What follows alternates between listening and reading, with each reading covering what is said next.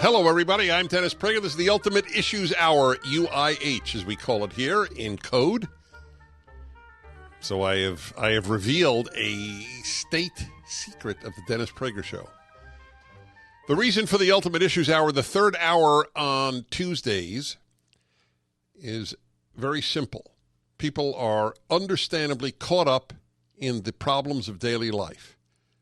Making a living, marital issues, children issues, in-law issues, family issues, friend issues, business issues, health issues. Have I missed anything? That pretty much cover it, but that's a lot of stuff. So who's going to have time to think about what's the purpose of life? What is it all about? Well, I have that time, thank God, and without it, life is very confusing. Without clarity about the great issues of life, then, as I say, my analogy is a good one, I think. It's like having a map. A map is very precise. It tells you exactly where you are, but it's useless about telling you where you need to go. Right? A map is useless in answering the question, where should you go? It can only tell you how to get there. So the Ultimate Issues Hour is about where we need to go. Today's subject is capital punishment for many reasons. The latest school shooting, I would like all these school shooters to be executed. I know people say they're too young and so on. I'm not going to debate the issue of age because the issue of capital punishment, those who oppose it for adults. So but I want to talk to you about it from a biblical point of view. I know it's very risky to even say the word biblical today because people dismiss it out of hand. If they went to college, they think the word biblical means stupid. Let's be honest, right? It's like saying, now from the stupid point of view. It's the greatest book ever written. It has shaped the United States of America and the West more than any other book has, and it's considered stupid in the world of the university. It's a frightening, unbelievable development. Now I'm going to tell you something I suspect you do not know. Even those of you who are biblically literate probably do not know this. And it's irrelevant if you believe in God, don't believe in God. It's completely irrelevant to what I'm about to say. I want to explain to you the biblical understanding of taking the life of murderers. After the flood, if you don't know what flood I'm talking about, it's a bad sign. That's all I can say. After the flood that God brings because the world is bad, people treat each other horribly, it's filled with violence, God decides to start all over with Noah and his family. You believe the story or don't believe the story is irrelevant to me. The point is simply, I am explaining to you the biblical view. Whether you take any story literally is your business. My business is to explain what the stories are about. So God starts all over again. All right? Now I am going to reveal my code of basic morals. So here it is. What is the first law God gives after the flood? The first law to humanity, right? This is a new humanity. It's not just Noah's left, Noah and his family. The first law is be fruitful and multiply and fill the land. All right? Makes perfect sense. I want you to fill the earth. I want there to be human beings. God wants human beings. Nobody has any problem with that. The first rule is be fruitful and multiply. And now, ladies and gentlemen, drum roll, please, for the second rule God gives all humanity.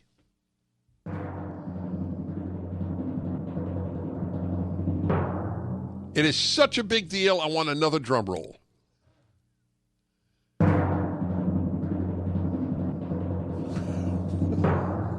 Okay. This is definitely a 2 drum roll event. Guess what the second thing, the second law God gives. Remember, this is not to the Hebrews, not the Israelites, not the Jews. This is the second law God gives humanity after number one, be fruitful and multiply. I am certain that virtually none of you listening knows the answer, secular or religious. The next rule is take the life of murderers. Whoever spills blood by man, not by me, God, by man, shall his blood be spilled. So, in other words, after procreation, the first law to humanity in the Bible for the world is to take the life of murderers. That's how significant capital punishment is in the biblical view. And only that. There's no other capital punishment for any other thing given as a universal law for all humanity to Noah. That's it. In other words, from the Bible's point of view, you cannot make a moral society if you let all murderers live. Obviously, some murderers can live if it's a crime of passion, if there aren't two witnesses, if it wasn't premeditated. That's clear. That's clear in the Bible itself. But as a fundamental building block of society, you begin, after procreation, you begin with taking the life of murderers. Many of you don't agree with it, and that's fine. And I'll happily take your calls. What I don't have respect for is not the opposition to capital punishment. My problem is with people who say because they believe in the Bible, they are against capital punishment. That drives me crazy because they don't know what they're talking about. It's simple as that. They don't know. They simply don't know. And I don't care if you say the Bible is wrong. I respect that. You want to say the Bible is wrong? I don't care what the Bible says. Fine. But don't distort what it does say. Or people who say, only God can take human life. Where the hell did you come up with that one? Anticipating that claim only God can take human life, the law states by man shall his blood be shed, the murderer's blood be shed. It's there is almost an anticipation of the people who in the 21st century will claim that only God can take human life. There's no basis for that. This is the point that I'm making. 1-8-PRAGER 776-877-243-7776. Are our lines working? Everything good with the phone lines, folks? Just checking. Sometimes the lines get flamboozled, and I just wonder if this is one of them. 1-8-PRAGER 776-877-243-7776. All of this is contained, of course, in the biggest work of my life, The Rational Bible, where I explain this at length. In the next volume, the first volume is Exodus, but I explain it there too, about how fundamental it is to a decent society not to keep murderers alive. It is the opposite. The real battle today, the real cultural war really is between leftism and biblicalism, if you will, Bibleism. That's why they have such disdain for the Bible. They understand that it's the opposite value system. This is a perfect example. The modern secular sophisticate thinks it is barbaric to kill murderers. The Bible thinks it's barbaric not to kill murderers. Okay? Nothing like clarity, right? I prefer clarity to agreement. Here is a perfect example. All right, I'm going to take your calls. This is big stuff. How many of you knew the second law God gives the entire world is to take the life of murderers? You're listening to the Dennis Prager Show, the Ultimate Issues Hour. So I might find a friend in all the aching in my muscles as they hurt. Hi, everybody. Dennis Prager here. This is the Ultimate Issues Hour, and it is about the biblical basis for the adamant biblical basis for taking the life of murderers. This is a clear difference with the secular liberal view of the world. There are nice people on both sides. I don't have a problem saying that. I'm just telling you, though, that the biblical view on what you do with murderers and the contemporary secular view are literally opposite. And the basis is staggering, as I have shown you. But before we go on, I just want to tell you about something we're endorsing here at the Dennis Prager Show. A camp for kids whose parent is in prison. Isn't that a sweet idea? They get to go in the summer for a week away to a camp where they get love and they get good values, and it's a big deal. It's called Angel Tree. So I just want you to know about it, and $200 gives a kid a week. But if you want to send $50, we'll thank you just as much. Want to send $400? We'll thank you as well. 855-240-7725, 855-240-7725, or simply go to DennisPrager.com and click on the Angel Tree Camp banner. So my point was, and this is not something that you would have probably, that almost anybody knows. It's an amazing thing. After God destroys the world, he gives a bunch of rules to all of humanity. All of humanity. First one is be fruitful and multiply. The second is take the life of a murderer. So just know from the biblical perspective, it is a building block of a decent society to take the life of murderers. Okay? You can say the Bible's wrong. I respect that. You can't say that you're Bible-based and oppose capital punishment. That's dishonest. You can, okay? Just want to make that clear.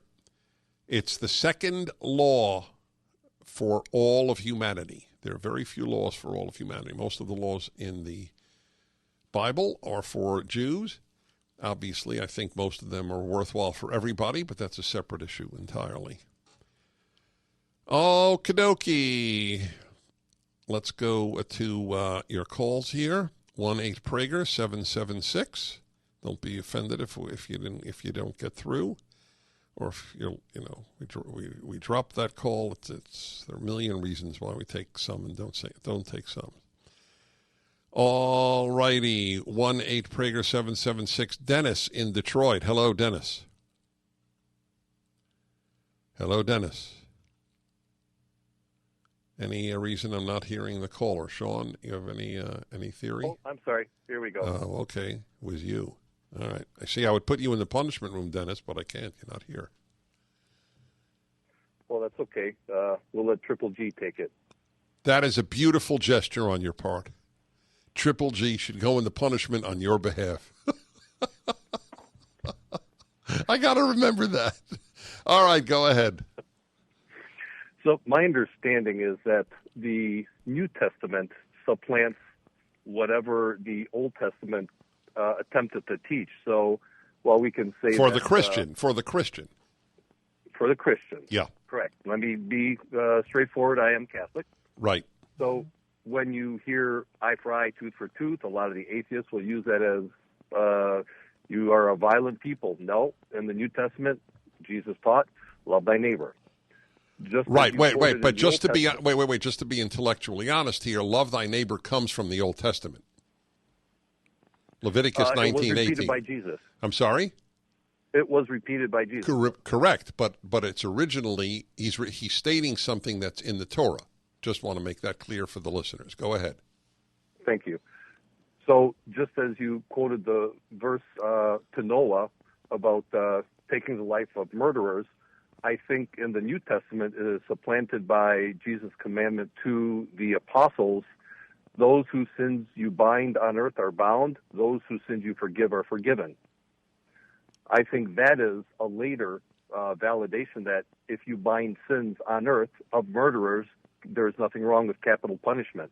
Now that's subject to interpretation, but I would assign that this statement supersedes the previous one to Noah. However, it has the same interpretive value. Right. So it's not even a matter of superseding because, again, the one to Noah is universal. I think that the universal laws to Noah are not superseded in the New Testament.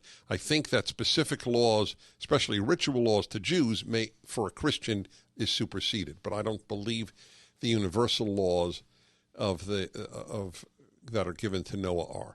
But in any event, thank you very much. And look, it was Catholic doctrine to have capital punishment nearly all of church history.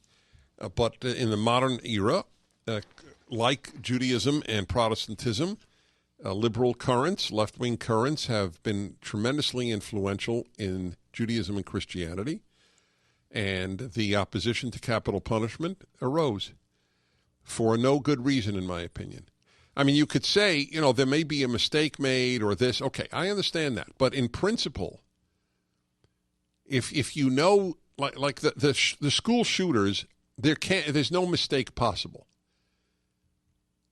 And yet still people are opposed to capital punishment. The guy who killed 70-something kids in Norway, not only was not put to death in Norway, I don't remember, his sentence is something like 27 years or 17 years. And the number 7 sticks in my mind for some reason.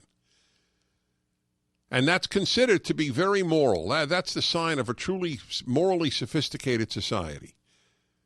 They really do. They consider it barbaric. People who oppose capital punishment opposed Israel. Israel has only executed one person in its history, in its 70 years of history, and that was Adolf Eichmann, the architect of the Holocaust. And there are a lot of people who think that was wrong. The guy supervises the murder of millions of men, women, and children, but he deserves to live. I've never understood that thinking. I think it's bizarre. It's bizarre. What am I going to say? But even if you don't think it's bizarre, it's certainly not biblical. My point here is to point out to you how fundamental it is to the Bible that the murderers' lives be taken. Okay, all right? That's what is to be understood. All right, some challenges, some calls coming up in both directions. You're listening to the Dennis Prager Show, specifically to the Ultimate Issues Hour, which is the third hour of my show every Tuesday. As I said, if you want to say the Bible is wrong, perfectly legitimate case. But if you can't say that the Bible opposes capital punishment. You may oppose it, but then you're opposing the biblical view. You're listening to the Dennis Prager Show.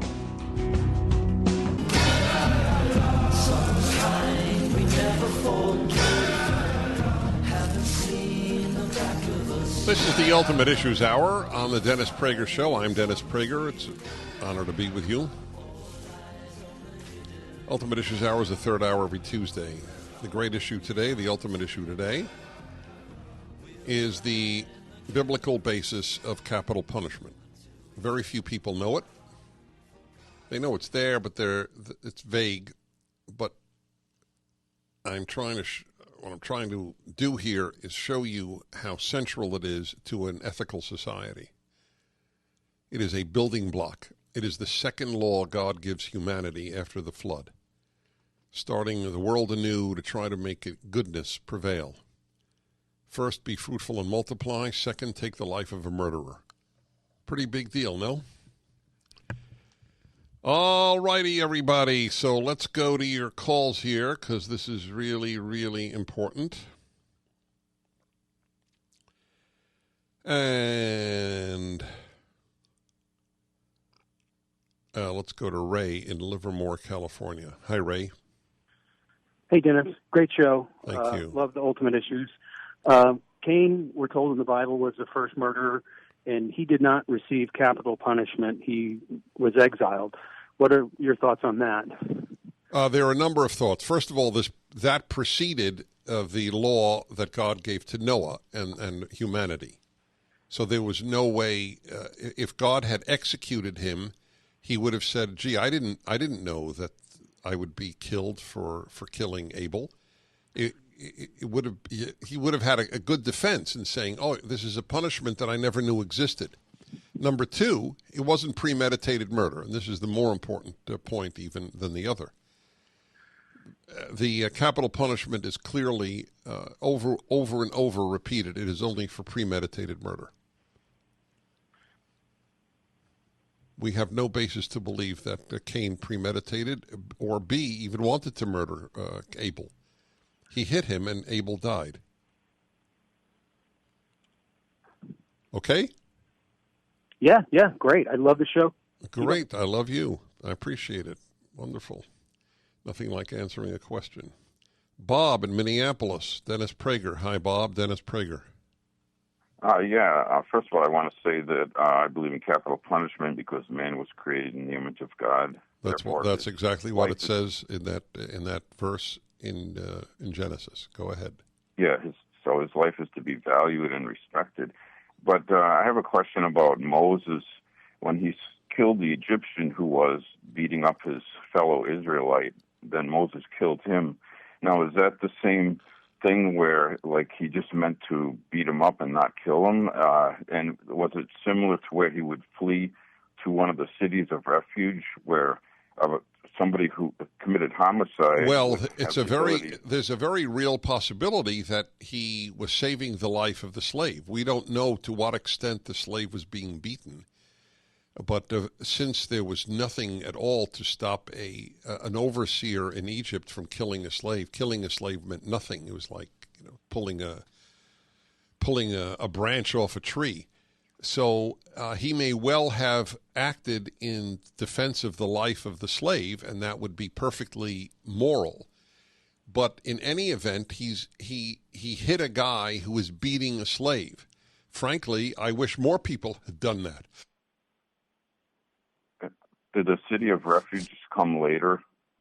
Yes, it does come later, but again, it's very important that one understand that from the Bible standpoint, what Moses did is perfectly legitimate. There are 3 stories told about Moses before God appears to him at the burning bush, and they are all positively presented. And one of them is his killing the slave master.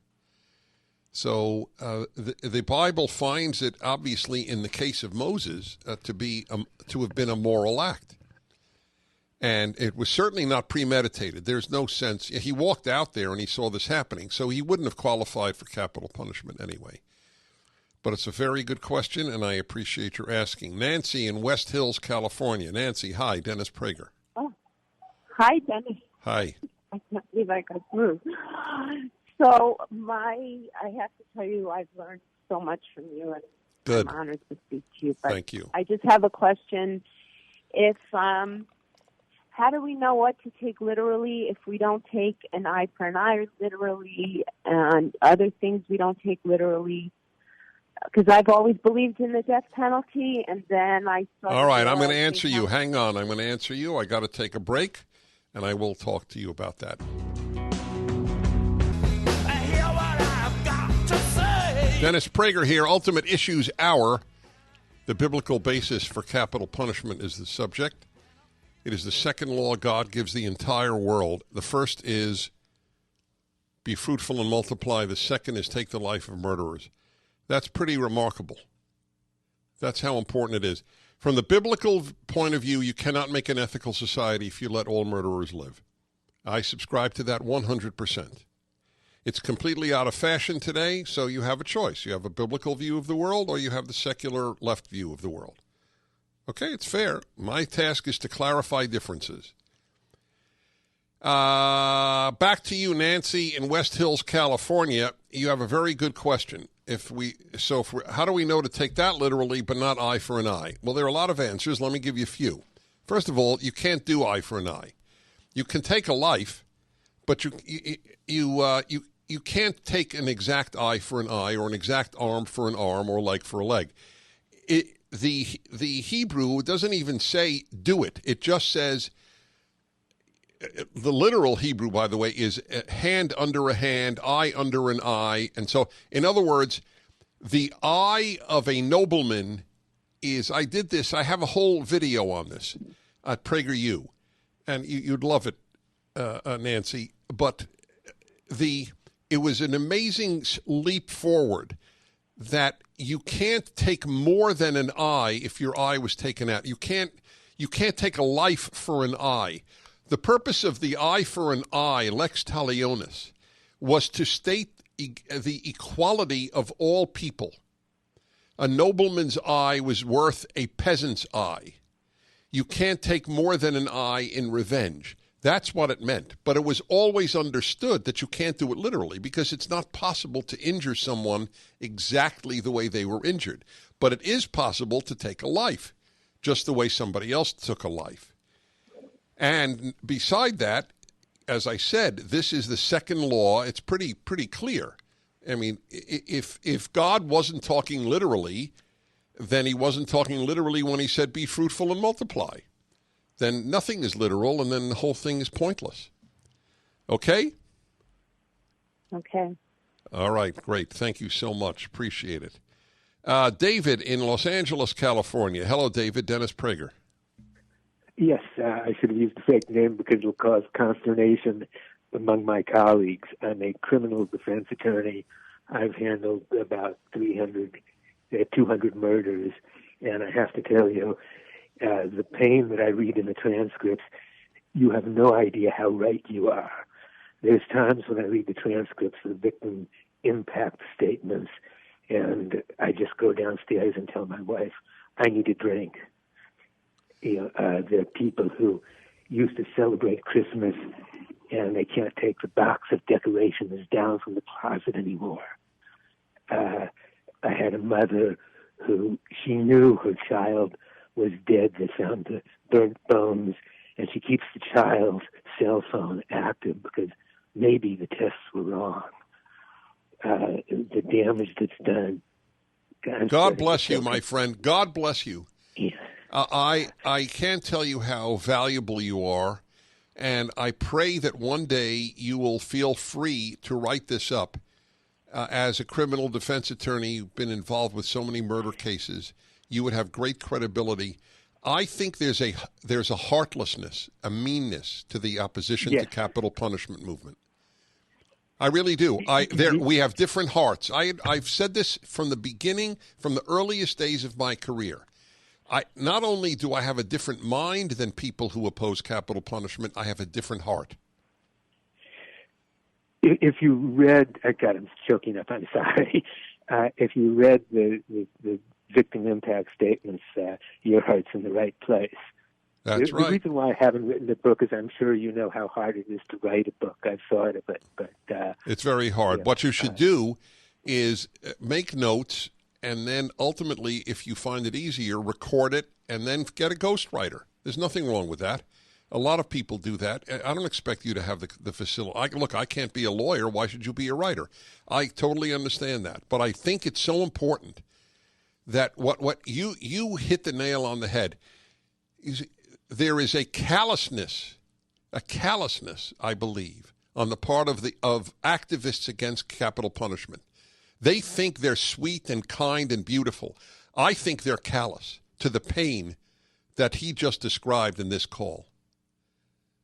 Yep, I'm going to do everything I can so that your daughter's murderer doesn't die. That's right. Aren't I great? Am I sweet and liberal and progressive or what?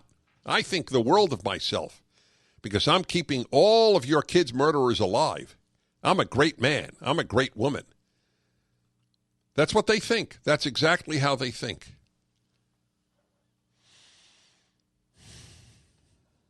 Matt in Shasta, Minnesota. Hello, Matt. Dennis Prager.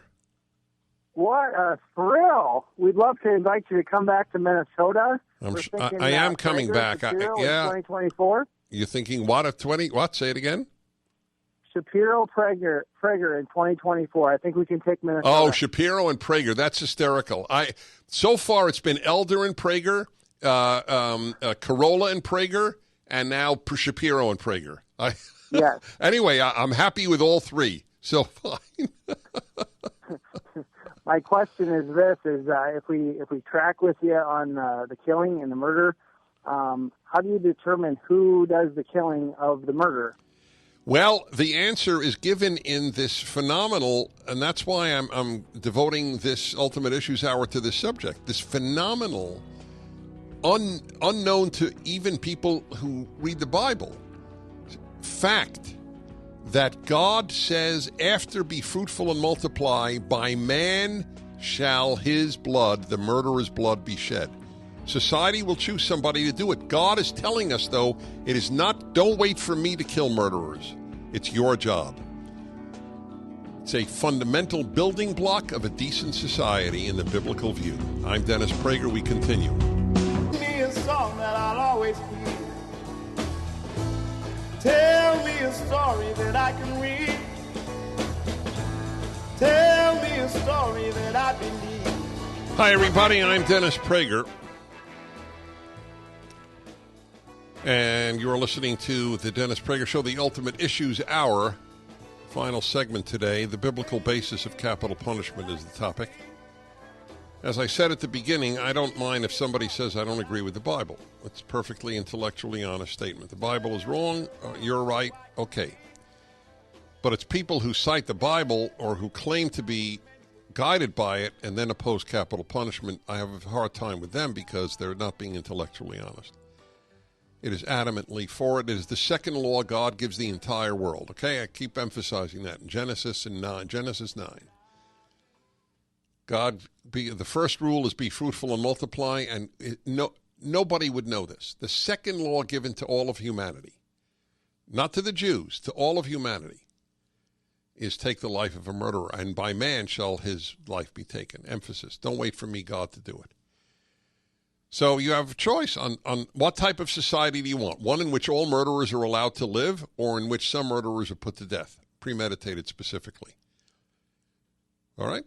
Which do you think will make a better society? Now, obviously, the secular in the world today and some of the religious who have been influenced by the dominant leftism of our time, the liberalism, progressivism, think it's a beautiful thing to have a society that keeps all murderers alive. Okay. Gotcha. I hear you. Peyton in Greenville, South Carolina wants to know, is it okay to put a mentally ill murderer to death? It's a very fair question. I am conflicted on the matter. The vast majority of mentally ill people know that murder is wrong. If a person has reached a point where they actually think murder is right, do they deserve to live? It's a fair question. I don't know the answer. But I don't automatically assume because someone is mentally ill, therefore they didn't know that murder was wrong. I have an autistic stepson who is as moral as you can get. His conscience is totally effective. Dory in Los Angeles, don't you have 3 eyewitnesses? Don't you have to have 3 eyewitnesses in order to execute a murder? No, you have to have 2. Katie in Cleveland, in Days of Babylon, an eye for an eye was literal law. Fine, but it was never literal in the biblical world. Never once was it actually done. It was always understood as monetary compensation in the statement of equality. All right, Marlon, Ron, Harry, Jeff, and George. I'm sorry I couldn't take your calls. These are the sorts of ideas that I develop in my book, The Rational Bible, that just came out. I'd like you to go to Amazon and read the reviews of it. Okay, I don't know. I think I know one person who wrote a review. These are all from people I don't know. Then decide if you want to read it or not. I pray you do. Thank you for listening. This has been the Ultimate Issues Hour, and I'm Dennis Prager.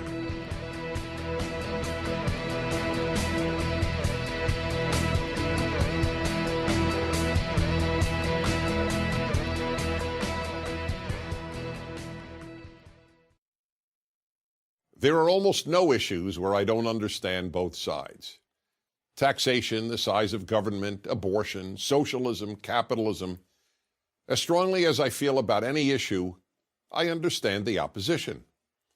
But there is an exception, the death penalty for murder. Here, the gulf is unbridgeable between those of us who believe that some murderers, and I emphasize some murderers, should be put to death, and those who believe that no murderer should ever be put to death. Take this example. On the afternoon of July 23, 2007, in the town of Cheshire, Connecticut, two men broke into the home of Dr. William Pettit, his wife Jennifer, and his two daughters. The men beat Dr. Pettit nearly to death with a baseball bat. One of the men raped the doctor's wife, and the other man sexually assaulted their 11-year-old daughter, Michaela. The two men then strangled Mrs. Pettit to death, tied down the two daughters on beds, doused them with gasoline, and while the girls were still alive, set the house on fire. Dr. Pettit survived, but his wife and daughters did not. Those opposed to capital punishment believe that these two men have a right to keep their lives. So, is there anything a person can do to deserve the death penalty? To those opposed to capital punishment, the answer is no. In fact, many opponents of capital punishment believe that killing murderers is the same as murder. You heard me right. Most opponents equate the murder of an innocent family with putting the murderers of that family to death. Opponents of capital punishment also argue that keeping all murderers alive sanctifies the value of human life. But the opposite is true. Keeping every murderer alive cheapens human life because it belittles murder. That's easily proven. Imagine that the punishment for murder were the same as the punishment for driving over the speed limit. Wouldn't that belittle murder and thereby cheapen human life? Of course it would. Society teaches how bad an action is by the punishment it metes out. And what about the pain inflicted on the loved ones of those murdered? For most people, their suffering is immeasurably increased, knowing that the person who murdered their family member or friend, and who in many cases inflicted unimaginable terror, is alive and being cared for. Of course, putting the murderer to death doesn't bring back their loved one, but it sure does provide some sense of justice. That's why Dr. Pettit, a physician whose life is devoted to saving lives, wants the murderers of his wife and daughters put to death. In his words, death is really the only true just punishment for certain heinous and depraved murders. Is the doctor wrong? Is he immoral? Well, if you think capital punishment is immoral, then Dr. Pettit is immoral. And what about opponents' argument that an innocent person may be executed? This argument may be sincerely held, but it's not honest. Why? Because opponents of capital punishment oppose the death penalty even when there is absolute proof of the murderer's guilt. If there were a video of a man burning a family alive, opponents of capital punishment would still oppose taking that man's life. Moreover, by keeping every murderer alive, many more people are murdered. Other prisoners, guards, and people outside of prison in case of escape or early release than the infinitesimally small number of people who might be wrongly executed. And now with DNA testing and other advanced forensic tools, it is virtually impossible to execute an innocent person. Then there is the argument offered by some people in the name of religion that only God has the right to take human life. I always wonder what religion these people are referring to, since the holiest book of no religion of which I am aware ever made that claim. People just make that argument up. So if you're on the proverbial fence on this issue, please ask yourself this question. Do you really believe that the torturers, rapists, murderers of Dr. William Pettit's wife and daughters, and evil men like them, deserve to keep their lives? If you're like most people, your answer is no. Your heart, your mind, your whole being cries out for some justice and fairness in this world. But if you really do believe these people deserve to keep their lives, well, as I said at the outset, I don't understand you. I'm Dennis Prager. Do you believe that good and evil exist? The answer to this question separates Judeo-Christian values from secular values. Let me offer the clearest possible example. Murder. Is murder wrong? Is it evil? Nearly everyone would answer yes, but now I will pose a much harder question. How do you know? I'm sure you think murder is wrong, but how do you know? If I asked you how you know that the earth is round, you would show me photographs from outer space or offer me measurable data. But what photographs could you show? What measurements could you provide that prove that murder or rape or theft is wrong? The fact is, you can't. There are scientific facts, but without God, there are no moral facts. In a secular world, there can only be opinions about morality. They may be personal opinions or society's opinions, but only opinions. Every atheist philosopher I have read or debated on this subject has acknowledged that if there is no God, there is no objective morality. Judeo-Christian values are predicated on the existence of a God of morality. In other words, only if there is a God who says murder is murder wrong. Otherwise, all morality is opinion. The entire Western world, what we call Western civilization, is based on this understanding. Now, let me make two things clear. First, this doesn't mean that if you don't believe in God, you can't be a good person. There are plenty of kind and moral individuals who don't believe in God and Judeo-Christian values. But the existence of these good people has nothing to do with the question of whether good and evil really exist if there is no God.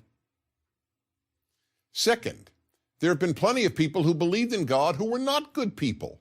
Indeed, more than a few have been evil and have even committed evil in God's name.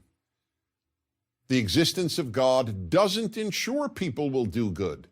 I wish it did. The existence of God only ensures that good and evil objectively exist and are not merely opinions.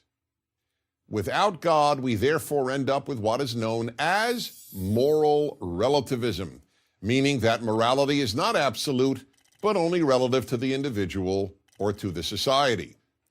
Without God, the words good and evil are just another way of saying I like and I don't like. If there is no God, the statement murder is evil is the same as the statement I don't like murder. Now, many will argue that you don't need moral absolutes. People won't murder because they don't want to be murdered.